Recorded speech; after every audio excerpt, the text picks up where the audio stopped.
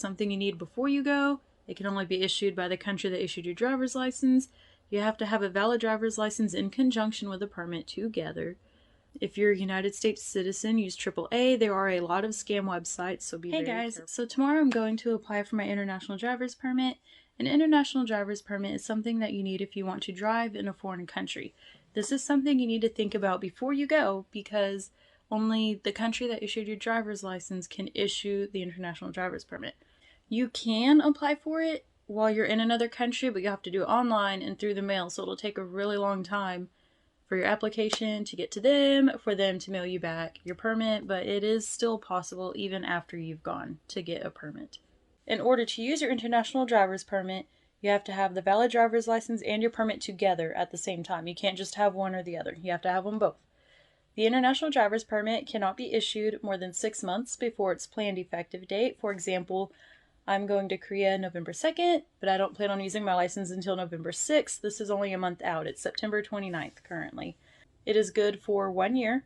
So from November 6, 2022 to November 6, 2023, unless my driver's license expires or somehow becomes invalid before that time is up. The permit becomes invalid either after 1 year or whenever your driver's license becomes invalid.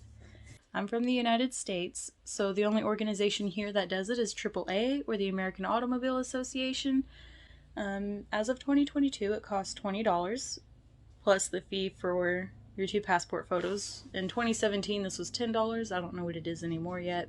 The form that you use to apply can be found on the AAA website, and the things that you need to apply for is obviously your valid driver's license. If you are applying by mail, it takes 10 to 15 business days.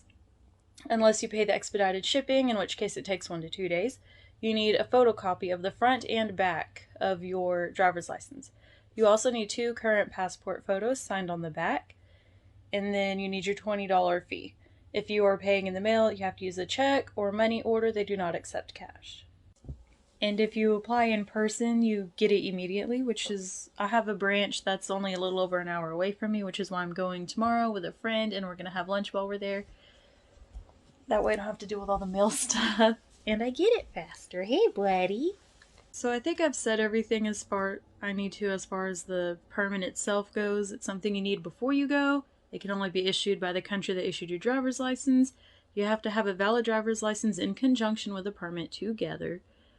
If you're a United States citizen, use AAA. There are a lot of scam websites, so be very careful with that. I would just go with AAA and not risk it.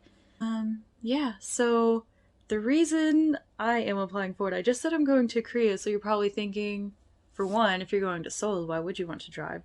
But also, they have really great transportation. You hear about it all the time. They have great internet and great public transportation. Unless you're in a very rural area or an island. The rural area, I'm saying based on YouTubers I've watched, where they have to wait forever for a bus, or it's hard to get a taxi. I say an island because I'm going to Jeju Island, and when I'm looking at the maps, like how to get from our hotel to different places, and from those places to other places so I can plan what we want to do, it's like, walk 10 minutes to the bus stop, ride the bus for 20 minutes, walk 30 minutes, catch this other bus, it's going to take you over an hour to get here, but if you take a taxi, it's like 30 to 50 minutes depending on where you're going. So if you're going to Jeju Island, you might want to consider renting a car and driving. You don't have to, obviously. But, so I've been looking at different car places, and it's looking like you have to be at least 21 international age and driving at least a year. Some places are like for certain cars, they want you driving for 2 years. If you're 23 years old and driving for 1 or 2 years, your options open up. It's like 21 years old, 23 years old, 26. I'm 26 and I've been driving for like 15 years. I'm 26. I'm 30. So pretty much I can have whatever car I want.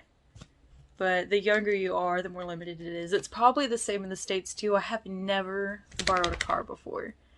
I did, however, ask my language partner about some phrases I thought I might need to use. So I'll show those at the end of this video because not everyone's interested in that. But I just figured I would say that's why I'm looking at renting a car. So if you're going to go to Jeju Island, you might consider it.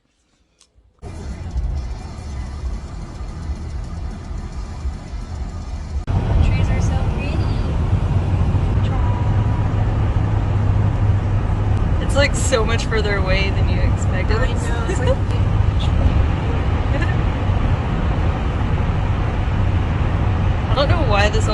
think of Willy Wonka, like when they're in the tunnel, like in the boat.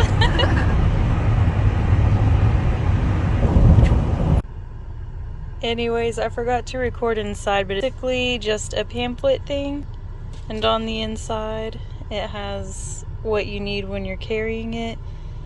And then it has some pages in different languages of the, like, terms and conditions or whatever.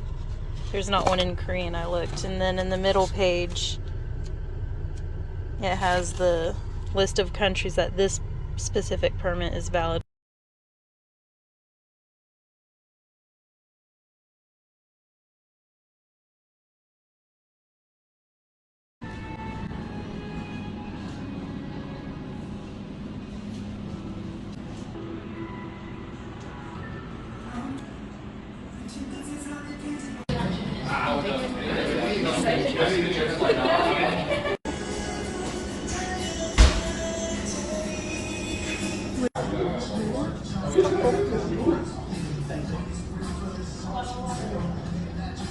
Is it good?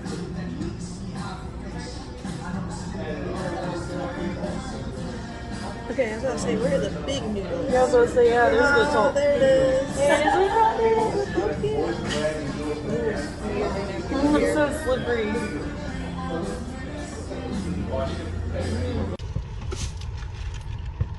Look at that. So many pearls. It's so cute. What kind of a boba stabber are you?